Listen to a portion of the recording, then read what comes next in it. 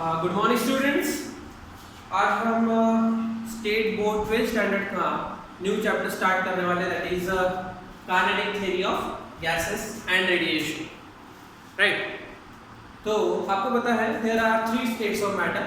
तो कौन से स्टेट्स ऑफ मैटर आपको पता है? There are 3 states of matter, और स्टेट ऑफ मैटर आपको पता है that is a solid, okay, second is a liquid and third is gas. Correct, okay. अगर हम इन तीनों में डिफरेंस देखें तो क्या होगा? अगर हम सॉलिड को अगर ड्रॉ करते हैं तो उसमें आपको पता चलेगा कि जो हमारा सॉलिड है उसमें जो पार्टिकल्स रहते हैं, okay, they are very close to each other, they are closely packed. वो आपको ऐसे दिखेंगे, right, they are very close to each other. But अगर हम लिक्विड की बात करें तो लिक्विड में जो पार्टिकल्स रहेंगे they are some separated, means इनका जो डिस्टेंस रहेगा, okay, intermolecular distance is greater than solid.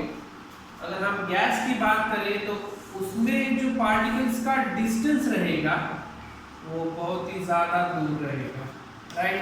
अगर हम देखें तो density of solid is greater than liquid and gas, okay. अगर हम सॉलिड की बात करें, it has a definite shape and volume. अगर हम लिक्विड की बात करें, it does not have definite shape and volume. वो लिक्विड हम जिस कंटेनर में फिल कर देंगे उसी का ही वो शेप एंड वॉल्यूम एक्वायर कर देगा। सिमिलरली गैस का भी वैसा ही है। गैस को अगर हम किसी कंटेनर में फिल करते हैं तो क्या होगा? It will be take the shape and volume of this container, right. तो हमें इस चैप्टर में गैसेस के बारे में पढ़ना है। अगर हमने सॉलिड की स्टडी की और लिक्विड की स्टडी की तो हमें पता चला कि ये जो सॉलिड एंड लिक्विड है ये मैक्रोस्कोपिक थिंग्स, यानी उसमें Newton laws of motion valid होता है। बट अगर हम गैस की बात करें तो उसमें जो पार्टिकल्स हैं, ओके, यार गैस तो हमें दिखती नहीं, राइट, ओके, तो उसमें जो पार्टिकल्स हैं दे आर, उनकी अगर हम स्टडी करें, गैस की स्टडी करें तो वो कौन सी है? It is microscopic thing, microscopic. So that's why इसकी जो थ्योरी बनी उसको बोला है हमने kinetic theory of gases, okay. इस चैप्टर में हम गैसेस के बारे में पढ़ने वाले हैं, उस काइनेटिक थ्योरी के बारे में पढ़ने वाले हैं, और what are the assumption, what are the gas laws, उसके बारे में पढ़ेंगे। तो सबसे पहले हम गैसेस लॉज के बारे में पढ़ते हैं। What are the gases law, what is the ideal gas equation, you already know, okay. उसके बारे में थोड़ा हम इंट्रोडक्शन ले लेते हैं, ओके, थोड़ा रिकॉल कर लेते हैं क्या आइडियल गैस इक्वेशन कैसे फॉर्म हुआ, राइट, ओके। तो सबसे पहले हम पढ़ते हैं आइडियल गैस इक्वेशन के बारे में। तो आइडियल गैस इक्वेशन, राइट। तो आइडियल गैस इक्वेशन जो बना है वो it is a combination of 3 laws, 3 gases laws. तो फर्स्ट गैस लॉ जो है वो हमारा है बॉयल्स लॉ, राइट। जो हमारा फर्स्ट लॉ है वो है हमारा बॉयल्स लॉ। तो सपोज हम क्या करते हैं, लाइक हमारा V है, V is the volume of gas, इस वॉल्यूम ऑफ कंटेनर, एक्चुअली इस कंटेनर में हम गैस को फिल करेंगे, उसका वॉल्यूम को एक्वायर कर लेगा। Then T is the pressure of gas, यानी अगर हमने गैस पे उस कंटेनर में जब हम भरेंगे तो गैस पे कुछ प्रेशर ऐड करना पड़ेगा, this pressure is capital T, and T is the temperature of gas, temperature of gas, right. So V is the volume container, P is the pressure, and T is the temperature of gas. तो according to Boyle's law, Boyle's law क्या बोलता है कि हमारा जो volume है, volume of container या फिर gas is inversely proportional to pressure, inversely proportional to pressure। तो ये है हमारा Boyle's law। देन अगर हम देखें सेकेंड लॉ है वो है हमारा चार्ल्स लॉ, चार्ल्स लॉ।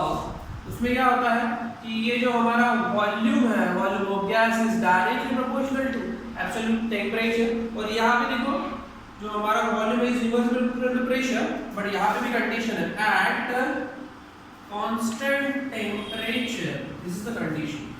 यहाँ पे और चार्ल्स लॉ जो हमारा वॉल्यूम है is directly proportional to temperature, यहाँ पे भी कंडीशन है एट कांस्टेंट pressure. Correct है, right. Then third is Guy-Luzak law. Luzak's law, right. इसमें जो हमारा प्रेशर रहेगा, प्रेशर ऑफ गैस है या pressure of the gas is directly proportional to temperature, और यहाँ पे कंडीशन है at constant volume, at constant volume. अगर हम तीनों भी लॉस को कंबाइन करते हैं, कंबाइन दिस थ्री लॉज, तीनों लॉज को अगर हम कंबाइन करते हैं तो what you get, we get PV is directly proportional to temperature, right. अभी अगर हम ये law for n number of mole के लिए लें, n नंबर ऑफ मोल्स, तो फॉर दैट क्या होगा equation, PV is directly proportional to NT, right. अगर हमको यहाँ पे डायरेक्टली प्रोपोर्शनल की जगह इक्वल टू साइन लाना है तो क्या करना पड़ता है, कांस्टेंट ऑफ प्रोपोर्शनलिटी देना है, that is PV is equal to n RT, ये है R is the constant of proportionality, and this constant of proportionality is called universal gas constant, ये आपको ऑलरेडी पता है। तो हियर जो हमारा R रहेगा ये है हमारा universal gas constant, universal gas constant, और इसकी वैल्यू है आपको पता है, दैट इज 8.314 जूल पर मोल पर केल्विन, ये वैल्यू है यूनिवर्सल गैस कांस्टेंट की। और यहाँ पे जो ये इक्वेशन मिला है PV is equal to nRT, अगर ये इक्वेशन कोई भी गैस सेटिस्फाई करती है तो उसको हम बोलते हैं ideal gas. So this equation PV is equal to nRT is called ideal gas equation, ideal gas equation, right. So this is how the ideal gas equation is form. अगर कोई gas है, ठीक है, अगर कोई गैस ये equation follow करती है उसको हम आइडियल गैस इक्वेशन बोलते हैं। बट एक्चुअली अगर हम देखा जाए तो कोई भी गैस पूरी तरह ये गैस इक्वेशन जो है वो फॉलो नहीं करती, बट नियरली फॉलो कर सकती है। तो हम ऐसा बोल सकते हैं कि अगर आइडियल गैस पूरी तरह कोई भी गैस आइडियल नहीं होती, वो it is somewhat real, but वो टुवर्ड्स द आइडियल गैस रह सकते हैं, ठीक है। तो इसके बाद हम डिफरेंस बिटवीन ये मोल एंड, यानी मोल क्या होता है और मॉलिक्यूल क्या होता है देखते हैं।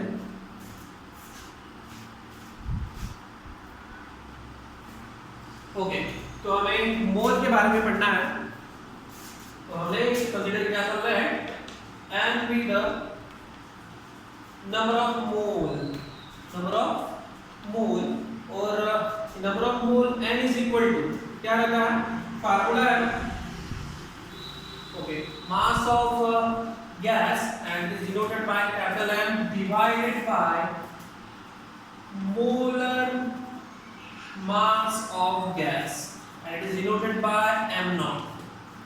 N is equal to mass of gas capital M divided by molar mass of gas, and it is equal to n, and यानी क्या होता है, number of molecule of gas और divided by Na, Na यानी क्या होता है, Avogadro number, n यानी क्या होगा, number of molecules of gas, and Na यानी क्या होता है, एवोगैड्रो नंबर, उसके बारे में भी हम पढ़ने वाले हैं, एवोगैड्रो नंबर। ओके, सामने देखो, ये मोलर मास ऑफ गैस यानी क्या होता है, मोलर मास ऑफ गैस यानी 1 मोल ऑफ गैस का mass. Okay, molar mass of gas यानी क्या होता है, mass of 1 mole of gas, right. तो एक्चुअली अगर हम 1 मोल की बात करें, जैसे फॉर एग्जांपल अगर हम 1 मोल यानी क्या होता है उसके बारे में पढ़ने वाले हैं।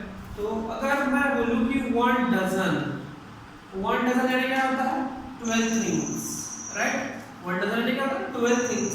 वैसे ही अगर हम 1 मोल की बात करें, 1 मोल की बात करें तो वो कितना होगा, 6.02 into 10 raised to the power 23 things, उसको बोलते हैं 1 मोल।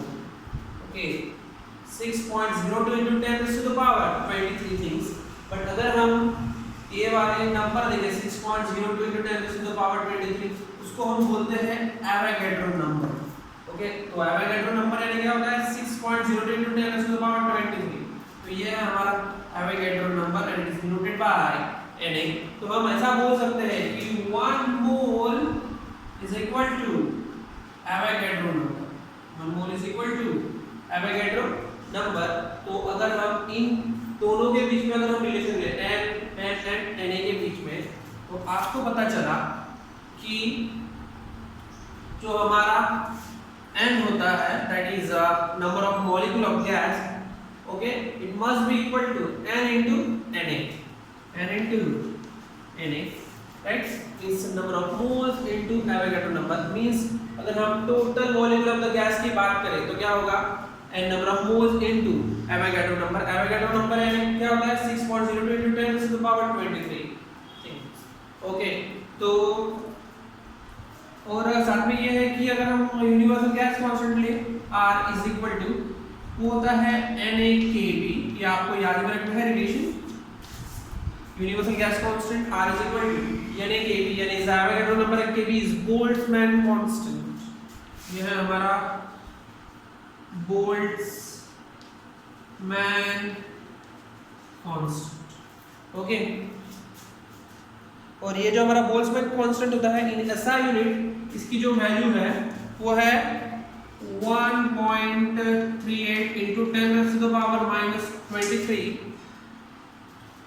जूल पर केल्विन।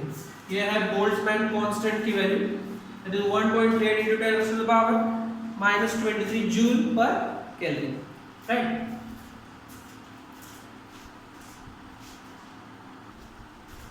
ओके, नाउ ये हो गए gases law. Ideal gas equation भी हमने देखा है। नाउ अभी हम देखेंगे direct kinetic theory of gases में।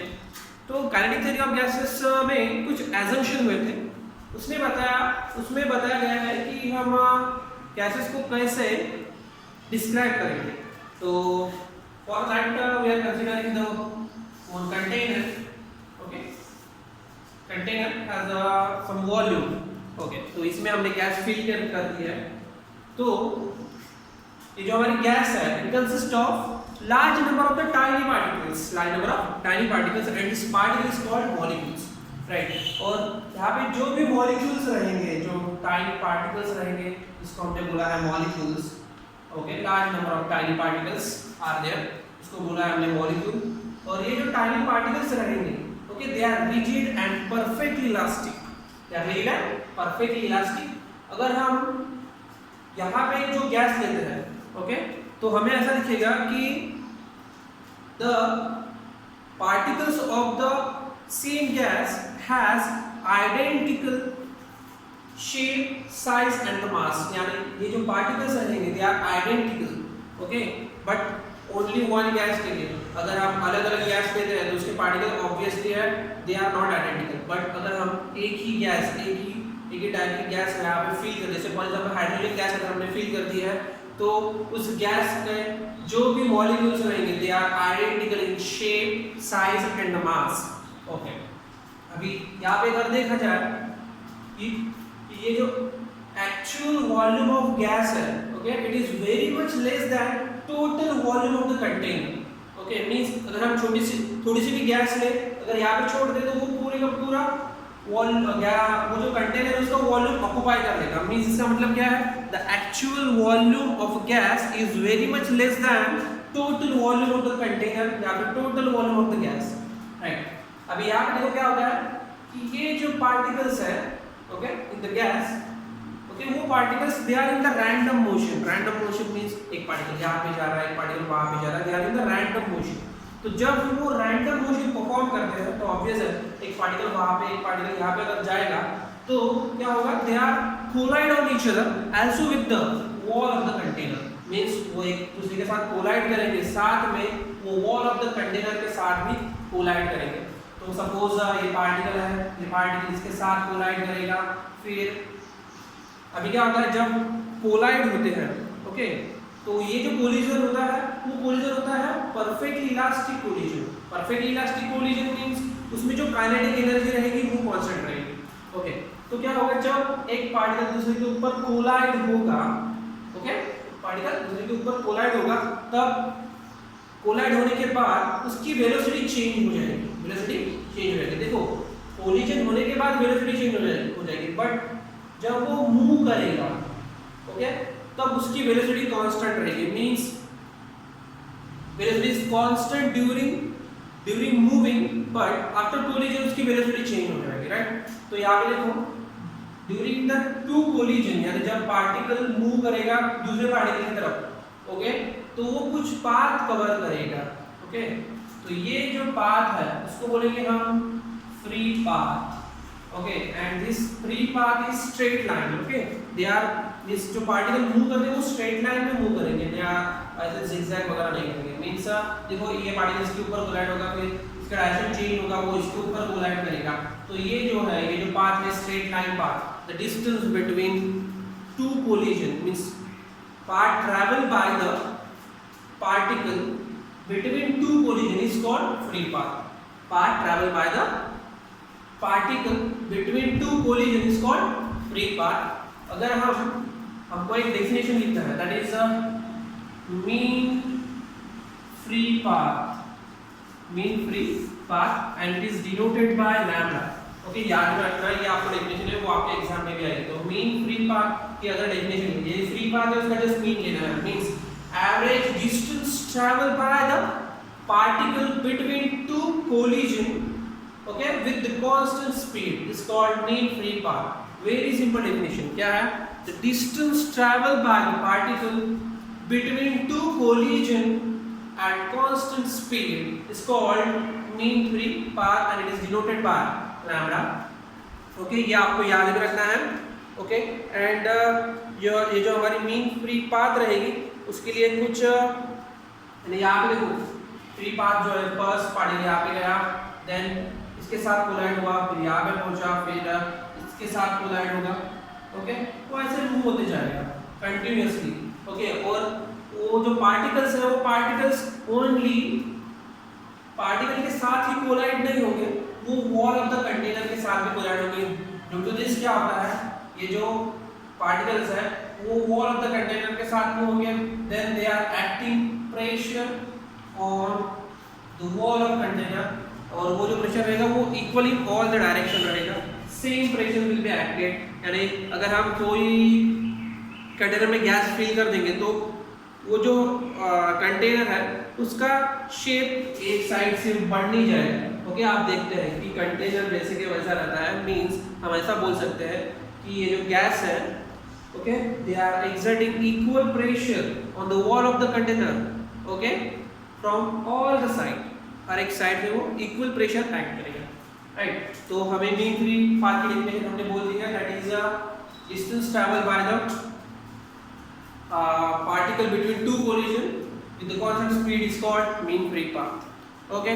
उसके बाद हम नेक्स्ट टॉपिक लेंगे, बट मीन फ्री पाथ का जो कुछ फार्मूला रहेगा वो हम लिख देंगे नेक्स्ट लेक्चर में, राइट।